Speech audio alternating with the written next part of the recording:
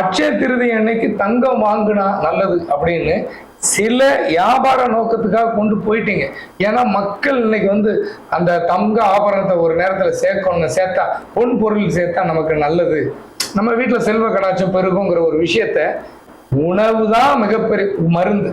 அப்ப அந்த உணவு பற்றாக்குறை நமக்கு போக்கணும் அப்படின்னு ஒரு விஷயம் இருந்து நெல்லெல்லாம் அன்னைக்கு சேர்த்து வைக்கிறது.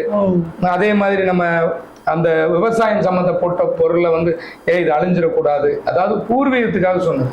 சிவனும் சக்தியும் ஒன்றா சேர்ற நாள் அப்படின்னு. அதனாலதான் நிறைய நல்ல விஷயங்கள் செய்ய வேண்டியது. வெறும் பொன் பொருளுக்கு மட்டும் சொல்லிட்டு இருக்காங்க. அது ஒரு 25 வருஷமா தான் போயிட்டு இருக்கு அது வியாபாரம். சரி தெரியுதுன்னா நகையை மட்டும் வாங்குறது வெறும் வேஸ்ட். உசுறு இல்லாம நகையை நீ எப்படி எடுத்துட்டு போவ? விஜயகாந்த் ஐயா சொன்ன மாதிரி தான், போகும்போது அருணாக்கயிறு வரைக்கும் அறுத்துட்டு விட்டுருவான் மாதிரி, போகும்போது அருணாக்கயிறு வரைக்கும் அறுத்து விடுவான், ஆனா குழியில இறக்குற வரைக்கும் சொந்த பந்தம் வரும்.